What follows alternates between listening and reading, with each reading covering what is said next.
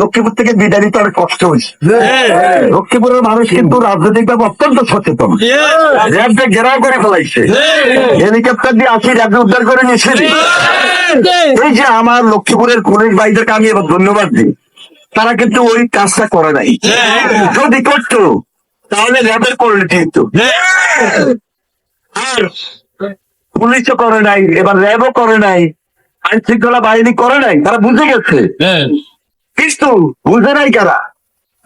ওই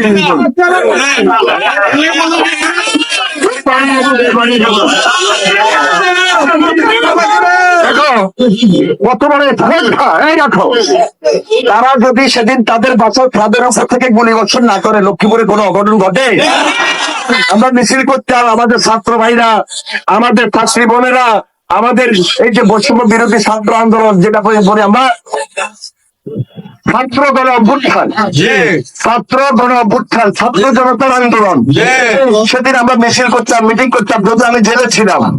কিন্তু গুলি যদি না করতো তাহলে কি এই পরিণতি হইতো? 12টা 13টা তাজা প্রাণ গেছে লক্ষ্মীপুরে। এটা কাম্য ছিল না। এটার জন্য দায়ী এই বাড়িওয়ালারা, যারা লক্ষ্মীপুরে 96, 97, 98 অত্যাচার, নির্যাতন, খুনখারাপি করছে। এবং এইবারও এই লাস্ট 15 বছর যারা লুটপাট করছে, লক্ষ্মীপুরের মানুষকে মানুষ বলে গণ্য করে নাই। লক্ষ্মীপুরের জায়গা দখল করছে, বাড়ি দখল করছে, ব্যবসা প্রতিষ্ঠান দখল করছে, লুটপাট করছে। এই তাহের নাই মারা গেছে, তার ছেলেরা যে অপকর্ম করছে, সুতরাং এগুলোর বিচার তো মানুষ চায়।